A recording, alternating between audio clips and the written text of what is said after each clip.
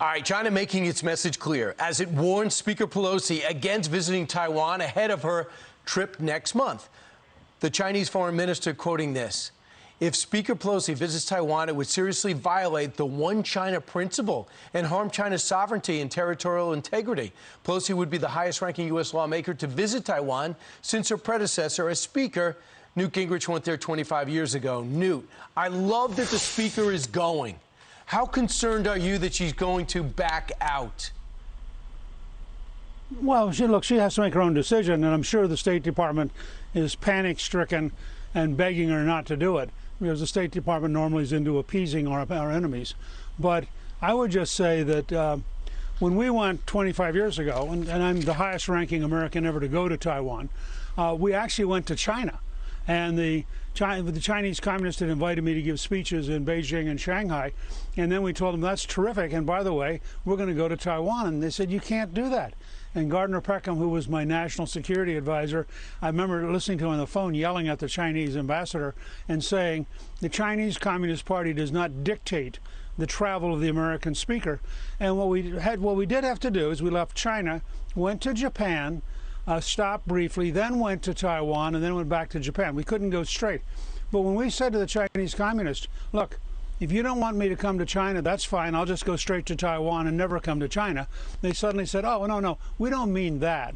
But it will hurt our feelings. But, Mr. Speaker, they're a lot more belligerent now, and our Defense Department is warning her against it. And I think if we back out, the message to our allies is we're not up for the challenge. Look, it's exactly the kind of confusion that enabled Putin to mislead himself about Ukraine.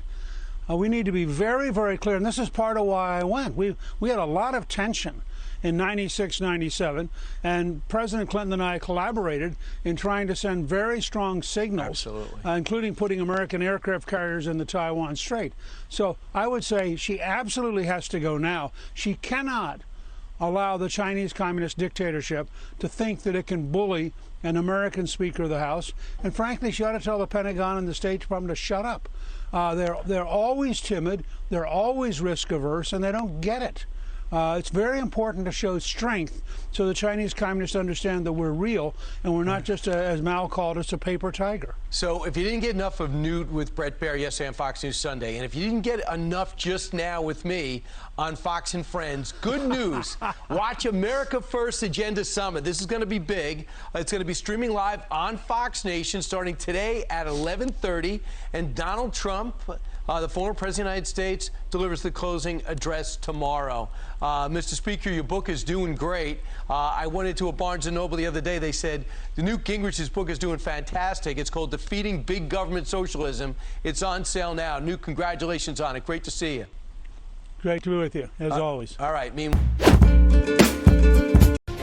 Hello, everyone. I'm Terry Moran. We've got some breaking news here on ABC News Live. We're getting word of possible shots fired at Dallas LoveField Airport, just outside of downtown Dallas. Police in Dallas say they're responding to a report of shots fired at that airport, and a ground stop has been issued for flights there.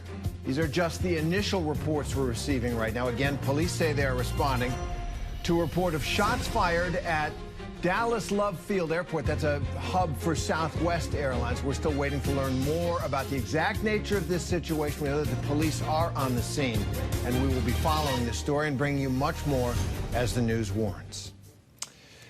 But we are going to begin this half hour with...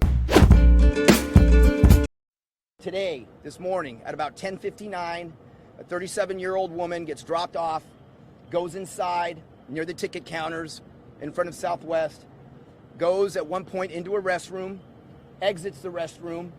Now she's either put some sort of hoodie on or some other different type of clothing than she had when she walked in. At some point, simultaneously, one of our officers is in the area. She produces a handgun and begins firing. At this point, we don't know where exactly the individual was aiming. For the most that we're seeing now, she was aiming at the ceiling. But there was several rounds that are found. Simultaneously, as she's doing that, our officer engages the suspect, strikes her in the lower extremities. She's taken into custody and is currently at Parkland Hospital. No other individuals were injured in this event other than the suspect, who again is at Parkland. That's all we have right now, but we wanted to ensure that our community knows that this is not an active situation. We want to make sure our community knows that there are no other passengers, family members, or people in the airport that have been that are victims, and that's what we get at this time. Thank you very much.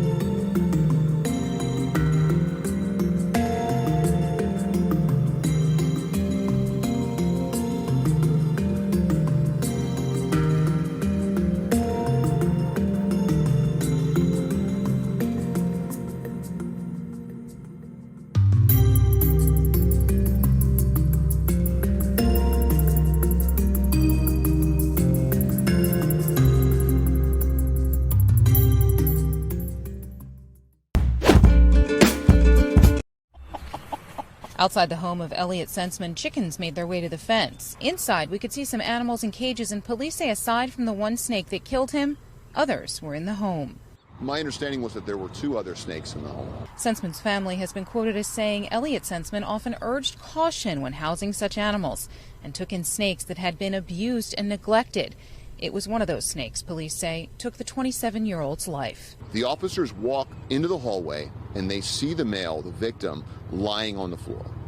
He's unresponsive. He's partially in the hallway and kind of partially in a back bedroom, spare room. They observe a very large snake, which has the midsection of the snake wrapped around the throat of the male at that time. The midsection of the snake was wrapped around his neck, which means it wasn't a defensive bite or attack on the human. It's just they have no arms and legs. They have no way to kind of hold on except for their bodies, and their bodies at 15 feet, that's pure muscle. Rudy Arceo of the Venom Institute says it doesn't appear the snake was on the attack. He's spent his life working with reptiles and helping others learn about them and how to care for them. Our 4 pillars of our organization is conservation, education, rehabilitation, and training. He says Pennsylvania has no laws on the books forbidding snake ownership, but certain towns and counties do. That doesn't mean that people should be going willy-nilly and just buying whatever they want and then not understanding the proper care and understanding if it's dangerous or not. He says Senseman's death should be a warning to others who simply want to own one of these animals. Even those with experience can have accidents. There are a lot of people that love their animals, that take care of them, and they do very well. Animal welfare organizations say the Senseman family is working to help place the animals that Elliot left behind. Are you ready for this? Yes, I am. Yep, absolutely so. Is now the right time to cut taxes? Everybody thinks that putting up taxes at this moment is going to hurt the economy. You can't put up taxes and get growth. If we follow Rishi's plans, we are headed for a recession. You promised almost £40 billion. It's not moral to ask our children to pick up the tab for the bills that we're not prepared to pay. In the first 2 years, when you are Prime Minister, what changes will people see under you, Prime Minister Sunak, on levelling up? Manufacturing businesses across the country, what they tell me they need is that they want tax cuts on business investment, because they want to invest in more equipment, in machinery. What I would do immediately is put in new low-tax investment zones with simplified planning so we could get on with building and we could get on with those new projects. I'd keep corporation tax low to attract investment from around the world. Would you be prepared to deploy the Royal Navy to the Black Sea to protect those grain supplies that were needed? I am not prepared for the United Kingdom to become directly involved in the conflict. No, I think actually we should take a step back and recognise that we've put together one of the strongest set of economic sanctions that the world has ever seen, and that's really hampered Putin's war effort. Now about the tone of this campaign, because it has already become very personal, hasn't it? I am looking at your earrings, Liz Truss. There's talk of how much they cost in the press today. I don't know if they're the ones you're wearing, but £4.50 was the figure that was being bandied around. Your suits and your shoes, which were apparently much more expensive. I don't have any issue with how expensive anybody else's clothes are. And actually, I think Rishi is a very finely dressed person, and I'm a great admirer of his dress sense. I want to talk about Boris Johnson. What do you say to them, people who now see you as the man who brought him down? Well, it was an easy decision. It was a difficult decision. I've explained my reasons for it at the time. But it was a decision I made on principle. And that's what you should know about me, that I'm always going to act on principle. What's done is done. The party has made the decision. And I don't believe that he would want further involvement.